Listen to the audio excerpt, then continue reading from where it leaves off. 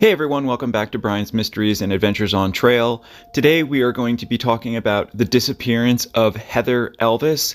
Now this case takes us back to Christmas of 2013, technically a few days before Christmas of that year. Heather was only 20 years old at the time of her disappearance. This case took place in Hoory County, which is in South Carolina, in the Myrtle Beach area. For those of you that don't know, Myrtle Beach is a huge resort town. It is on the east coast of the United States of South Carolina. It draws, in a good year during the summer, over 10 million visitors, tourists, whatever you want to call it, every year. It is a beautiful town. It's got beautiful beaches, sort of Caribbean type water in the foreground there. They've got all sorts of sports complexes, hotels. It's just one of those beach resort towns. On December 19th of 2013, an Hoory County police officer was dispatched to an area called Peachtree Landing. Now this is several miles outside of the main city area. It is apparently very, very dark, very rural, as you can see on the map here. There's not much around, a few buildings, a few houses. Apparently during the day, a lot of people use it for kayaking and things like that. But at night, it gets very, very dark. This is an area of the water that it leads into. It's basically just a small boat ramp where people can launch anywhere from a kayak to a very small sailboat, possibly like a small motorboat. But as you can see, it's just surrounded by woods. And at night, it gets very, very dark. There aren't any lights around. So this officer approaches the area. He got word of a suspicious vehicle. When he gets there, he finds a green Dodge Intrepid. It's parked in a very bizarre way. It's not parked diagonally. It's not parked horizontally. It's parked sort of across several different spaces. So he gets out and inspects it with his flashlight. He looks around. He doesn't see any evidence of foul play. He inspects the car. He runs the license plate, and it comes back to a gentleman named Terry Elvis. He knew Terry Elvis because Terry Elvis owned a printing company in town and was fairly well known. The officer then decided to drive out to Mr. Elvis's house because he was a friend of Terry Elvis, and he wanted to find out what was going on here. He got to Mr. Elvis's house around 11 p.m. He knocked on the door. Mr. Elvis answered. The two men started talking, and Mr. Elvis came downstairs as to not disturb the rest of the family. The two men spoke. He asked him about the Dodge Green Intrepid. Mr. Elvis said, "No, I don't own one of those." He's like, "Are you sure it's green?" Gave him the license plate, and then Terry Elvis said, "Yeah, that's my daughter's vehicle." And he said, Mr. Elvis asked him, was it damaged? Was there an accident? He said, no, it was just parked kind of funny. It was abandoned. There was no one there. There was a lot of receipts. So the two men decided to drive back to the boat dock to inspect the car themselves. On the way back to Peachtree Landing, obviously both men were fearing the worst. I mean, they were scared. But when they got there, they inspected the vehicle.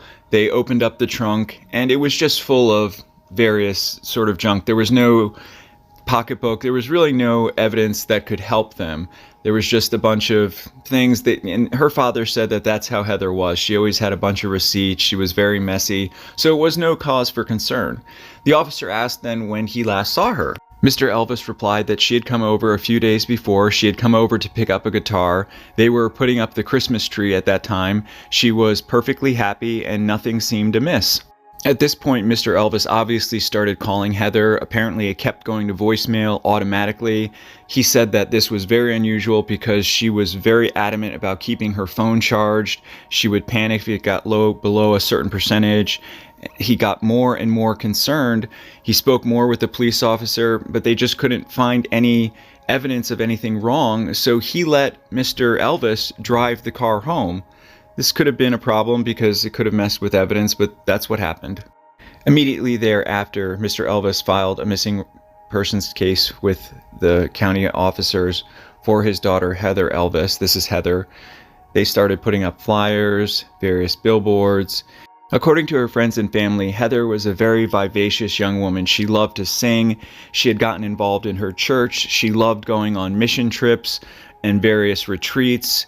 She had gotten a job while she was still in high school. She got a job at a place called the Tilted Kilt, which is kind of a restaurant that's kind of, they wear these kilts, and she was a hostess. Apparently, everybody in the restaurant loved her.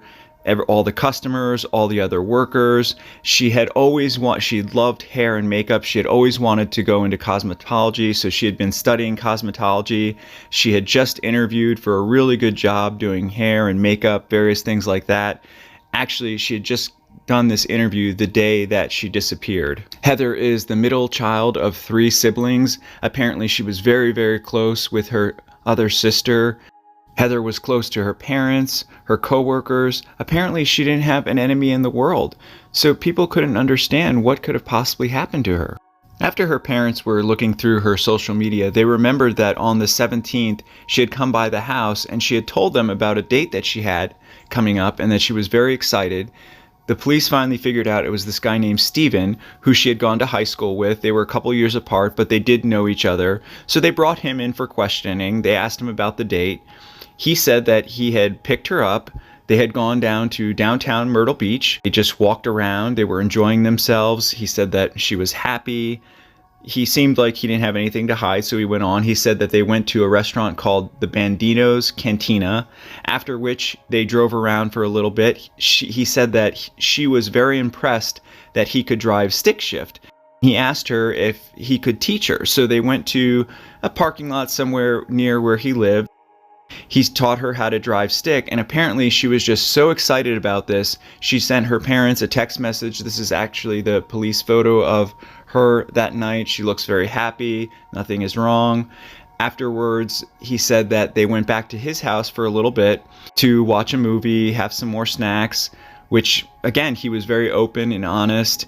He said that they were there for a few hours, and then he took her home. The police subsequently went to his parents' house and talked to his mom, and she corroborated his alibi, so that was pretty much squashed as a lead. Despite this being a letdown, the police told them that they should head over to the Tilted Kilt because she would spend a lot of time there. She worked there. She had a lot of friends there. Her roommate also worked there. So the police headed over to the Tilted Kilt. They found out that Heather worked there as a hostess.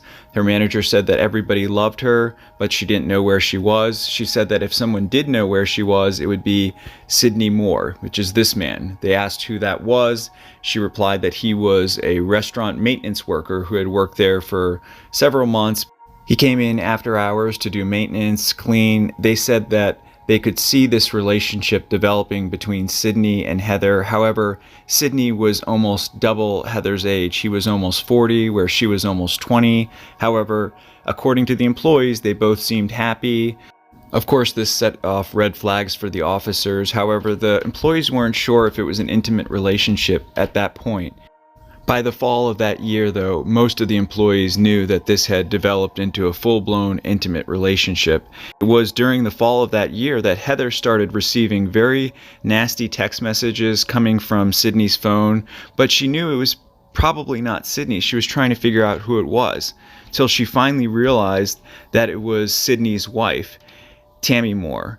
She knew that he was married. They both seemed to just not care about it.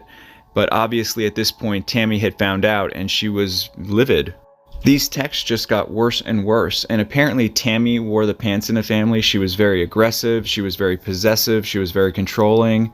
Heather wasn't, she was a young kid and they were basically harassing her, so she ended the relationship. Based on this startling information, the police reached out to Sidney Moore and they said, "Have you talked to Heather lately?" And he said, "No, I haven't talked to her in weeks."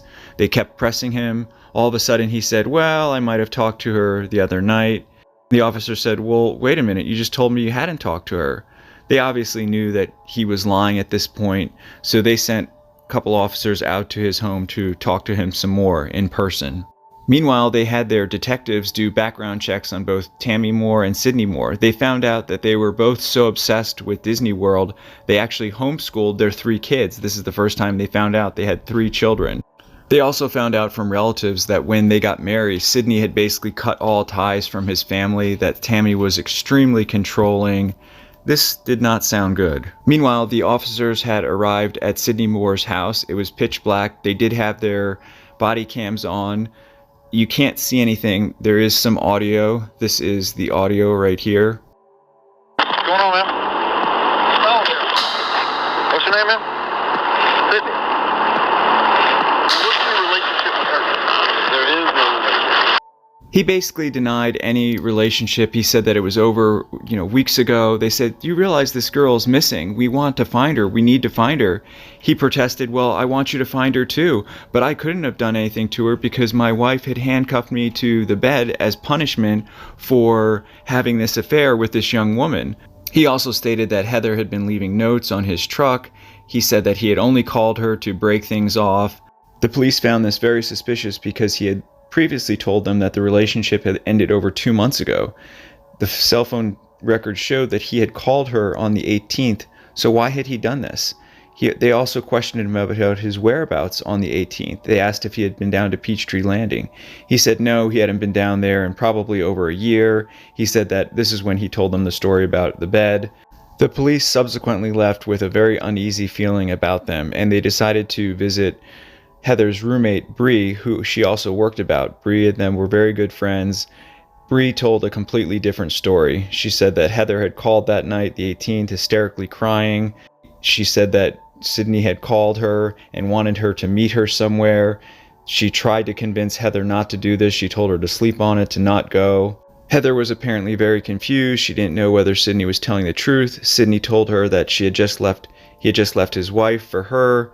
So she just wasn't sure. Once the police got this statement, they were able to obtain more phone records because they knew Sidney probably wasn't telling the truth.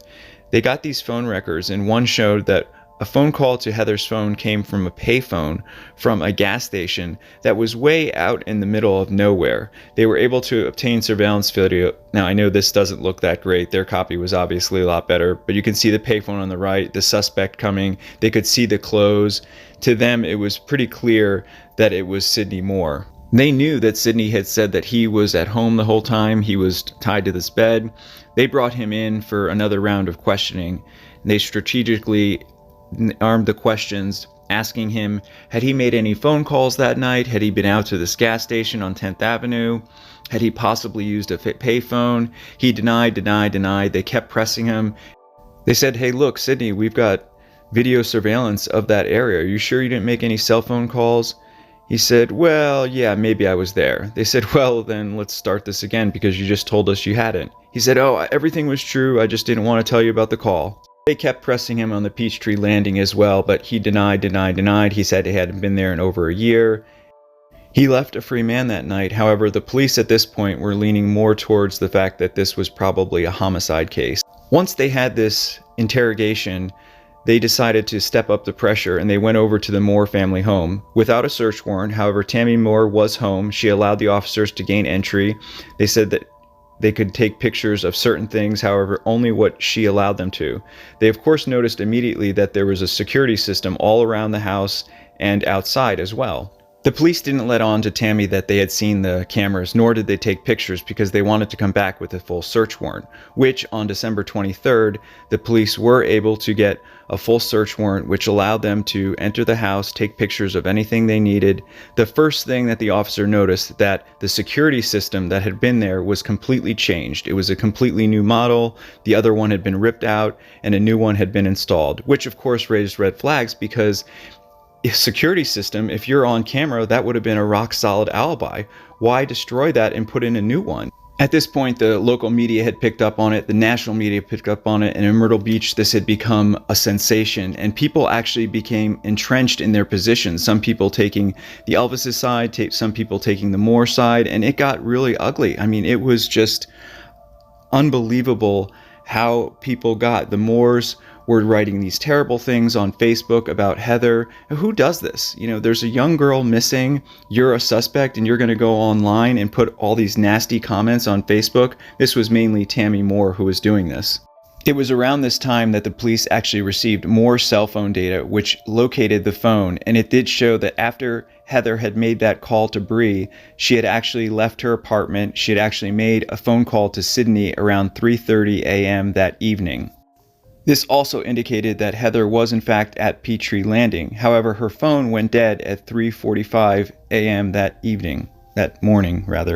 The police now knew where Heather was that morning. However, they weren't sure about Sidney until one of the Moore's neighbors contacted the police and said that they had surveillance cameras, and if Sidney had left, her cameras would have caught his truck, which it did.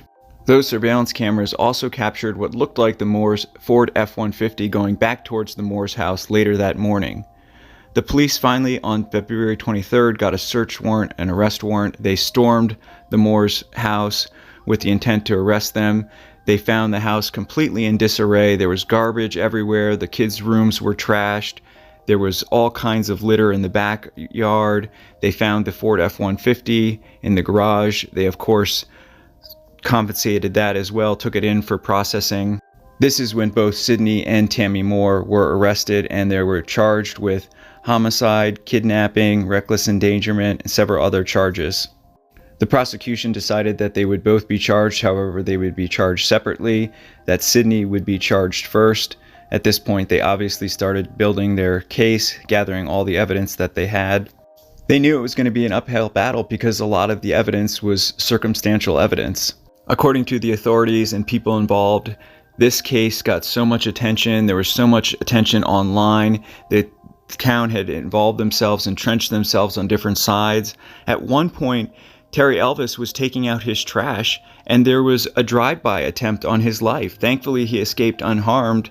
However, the police were never able to determine who did that. I mean, that's how horrible this case got. It was just fighting amongst the town, not only, about what happened, but amongst themselves and against each side of the case. It was just an absolute nightmare. Apparently, the online sniping was even worse. It was just awful.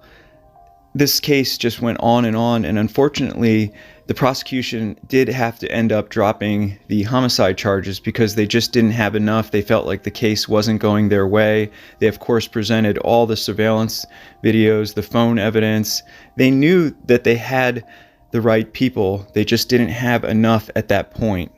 Keep in mind, this trial didn't happen until June of 2016, almost 3 years later. Obviously, I can't tell you the whole trial. It lasted weeks and weeks, but the first witness that the prosecution took to the stand was the manager of the Tilt-A-Kilt, and she replied that she believed that Heather was pregnant. Now, this led to a motive. They finally had a motive as to possibly why this all happened. She relayed to the jury that Heather had to change her clothing, and she believed that Heather was in fact pregnant. The prosecution also called a forensic video expert to the stand to help corroborate some of their key evidence. He was an expert in headlight spread pattern analysis, basically because a lot of these videos were so grainy and dark, but he is able to tell the type of vehicle based on the way the headlights are bouncing off the street. It's very complicated. I mean, he went through it during the trial, but here's the key piece of evidence coming from a business showing what they believed was the Ford F-150. He went back and used all different types of cars and trucks, various models, and he determined that it was, in fact, the Ford F-150 belonging to the Moores. Unfortunately, he got hammered on cross-examination by the defense, saying that it was junk science. The prosecution knew that this left the jury uneasy. However, the next prosecution's witness was a worker at Walmart. They had video surveillance of Sidney Moore that evening, the night that Heather disappeared.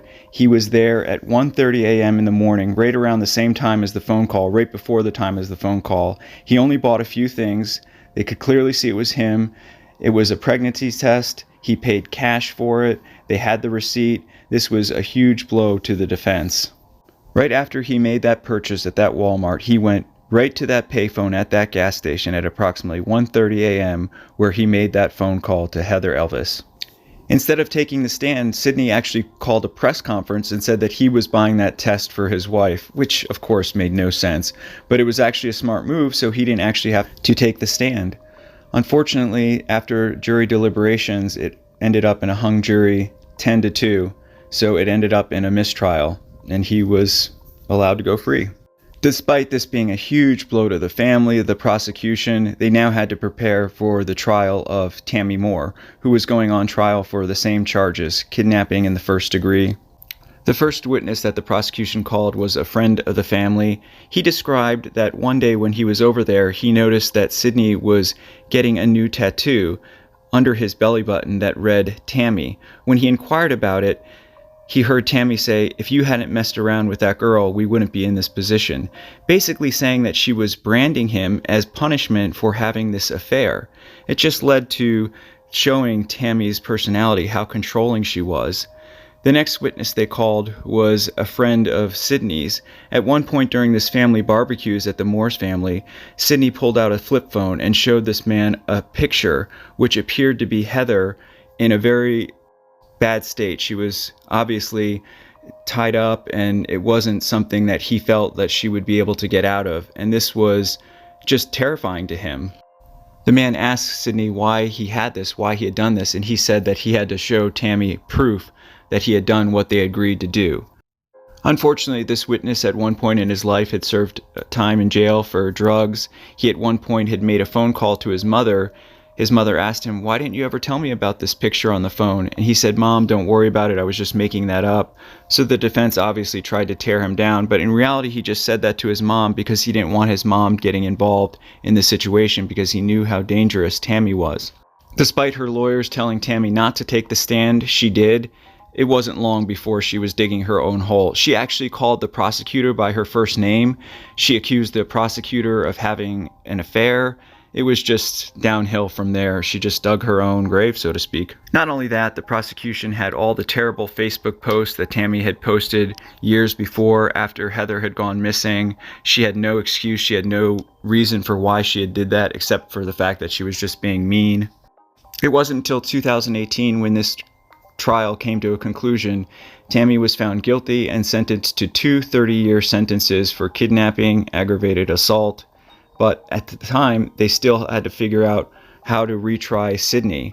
They went back to the surveillance cameras that were in the home, and they discovered that the surveillance cameras had captured Sidney and Tammy cleaning the truck for hours and hours and hours after Heather had gone missing.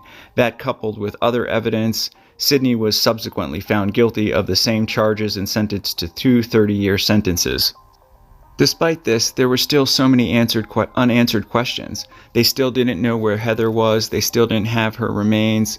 They still didn't know exactly what happened. In this area where she went missing, there's sort of a shrine that the town has put up. There's still missing posters. And this area just will never be the same. Obviously, her friends and family want answers. They miss her. They love her. And she was only 20 years old. My thoughts and prayers go out to Heather, all the Elvis family. I pray and hope that one day you will get the closure and answers that you so desperately need and deserve. Sending you lots of love, thoughts, and prayers.